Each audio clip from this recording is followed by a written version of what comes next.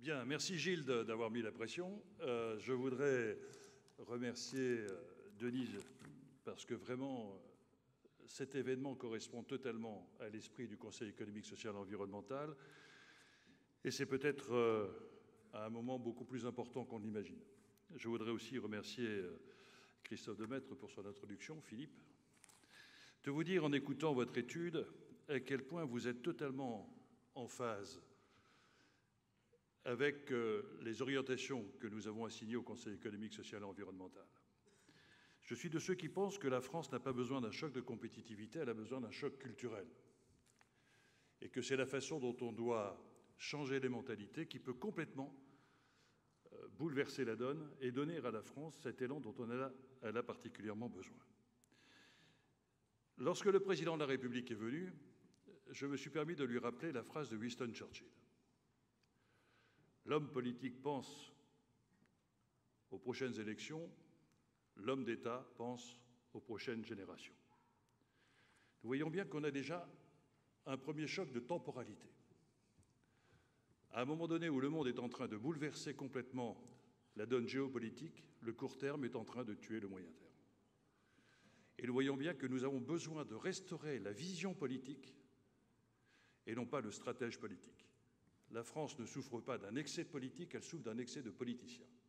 Et nous avons absolument besoin aujourd'hui, au moment où elle est un peu orpheline de ces grandes idéologies politiques, nous avons besoin de retrouver une vision politique, un projet de société dans lequel s'inscrit évidemment un projet économique. Les ressorts citoyens sont fatigués, mais vos ressorts d'entrepreneurs ne le sont pas. Et je trouve extrêmement important qu'aujourd'hui, votre dimension citoyenne, votre amour de la France n'est pas uniquement un problème d'affection. C'est un problème aussi de volonté de faire en sorte que la zone euro ne sorte pas du radar économique du monde et que la zone franc soit un des moteurs de cette construction européenne, à un moment où la dimension des problèmes impose la dimension des réponses. Et nous voyons très bien que nous sommes dans un moment difficile où nos systèmes démocratiques, si nous ne prenons pas garde, nous venons de changer la donne politique. La démocratie a réparti souvent les fruits d'une croissance pour séduire des électeurs. Elle est obligée aujourd'hui de demander une répartition d'efforts. Et si les efforts apparaissent comme des sacrifices parce qu'il n'y a pas de plus-value dans le consentement des efforts, nos démocraties risquent d'avoir des réflexes suicidaires. Au moment où il faut penser monde, elle pensera local. Au moment où il faut penser moyen terme, elle pensera court terme. Au moment où il faut penser collectif, elle pensera individuel. Et nous risquons d'avoir des réflexes populistes au moment où nous sommes en train de connaître une métamorphose qui peut amener à nouveau le moyen de réconcilier la performance économique et la performance sociale. Nous voyons bien que ce qui est important dans vos États, c'est que votre pouvoir économique est au service d'un projet économique. Comment aider le pouvoir politique à être au service d'un projet de société, alors que très souvent, aujourd'hui, les politiques apparaissent plus liés par des stratégies de pouvoir et de conquête de pouvoir qu'un pouvoir au service d'un projet avec une absence de conviction pour mieux gérer les émotions. Nous voyons bien que nous risquons effectivement d'avoir des infarctus territoriaux qui fait que certains territoires passeront par une absence d'irrigation du milieu économique, par absence de capacité de vision politique. Et je suis très sensible à votre étude qui montre que c'est probablement la psychologie qui est au cœur d'une réflexion culturelle nouvelle.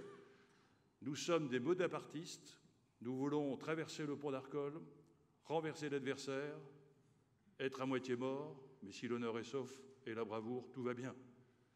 Nous ne pouvons plus aujourd'hui nous contenter de postures. Nous avons besoin probablement d'épouser une sagesse un peu chinoise et confucéenne. Les Confuciens nous disent ce qui est important quand on prépare une guerre, ce n'est pas la bravoure. C'est la façon dont on crée un conditionnement psychologique qui fait que chacun de nos soldats est convaincu d'être vainqueur. Et si nous arrivons à créer cet environnement, alors les lâches deviennent braves. S'ils sont convaincus d'être perdants, les braves deviennent lâches. Et nous sentons bien qu'aujourd'hui, la France est dans un environnement négatif.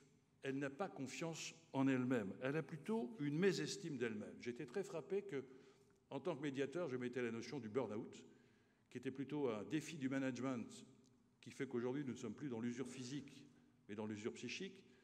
Nous venons de basculer dans une inquiétude collective qui crée une espèce de mésestime de soi. Et donc nous avons la capacité de renverser probablement par un choc culturel, un choc psychologique, cette capacité de retrouver confiance en soi qui nourrit évidemment la soif d'investissement et la capacité d'entreprendre. Je voudrais aussi vous remercier parce que peut-être vous l'ai-je dit l'année dernière, je suis obnubilé par une réflexion qu'avait Elie Wiesel, qui disait, lorsque je rentrais de classe, ma mère ne me disait jamais « Est-ce que tu as posé ? Est-ce que tu as bien répondu ?» Elle me disait toujours « Est-ce que tu as posé la bonne question ?» Or, nous voyons bien qu'aujourd'hui, les politiques préfèrent le confort des réponses à l'inconfort des questions. Et je suis de ceux qui, malheureusement, considèrent aujourd'hui qu'on ne peut plus influencer le politique de l'intérieur, on ne peut l'influencer que de l'extérieur, en l'obligeant à accepter les bonnes questions. Et votre regard extérieur, votre analyse objective, va amener à poser les bonnes questions, telles que vous les avez imaginées. Est-ce que la France est en retard ? Est-ce que la France est en train de perdre son attractivité ? C'est quelque chose d'important parce que la France s'aime trop, parce qu'elle est trop aimée. Et qu'elle est aujourd'hui dans la presse de quelqu'un qui avait l'habitude de séduire et qui voit ses prétendants lui tourner leur dos.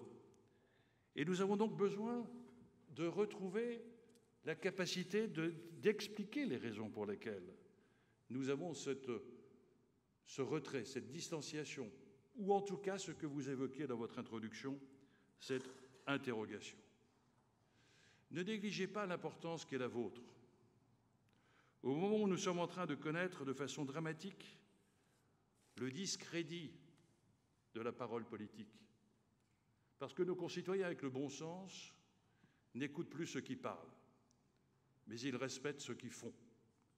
Même si la France n'aime pas les concepts, n'aime pas les faits, elle préfère les concepts.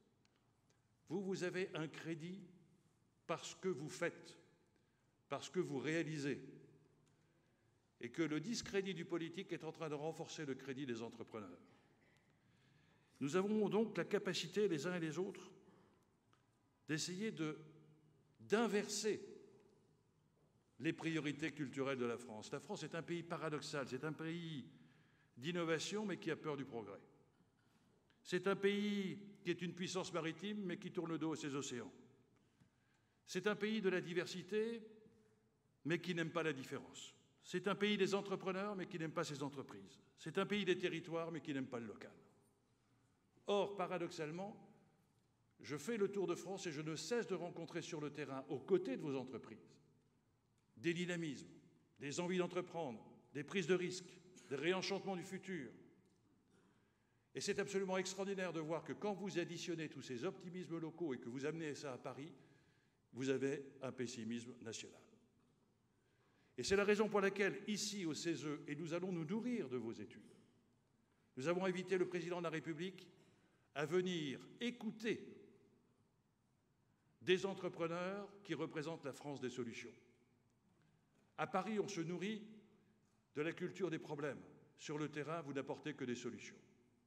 Et vous ne pouvez pas imaginer, et vous le savez mieux que nous, la dynamique locale. Cette capacité qu'a la France d'être aujourd'hui en train de réemprunter le goût de l'entreprendre.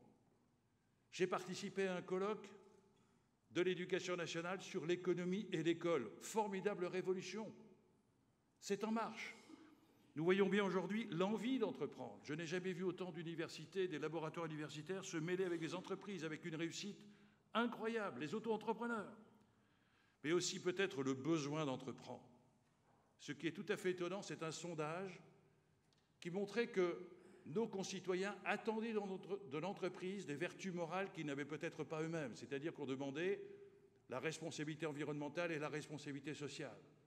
Avec le bon sens qui les caractérise, en très peu de temps, on attend maintenant d'une entreprise qu'elle soit performante sur le plan économique, car nos concitoyens, dans leur tréfonds, dans leur bon sens cartésien, ont compris que c'est la performance économique qui permettra la création de richesses permettant de nourrir le contrat social auxquels ils aspirent les uns et les autres.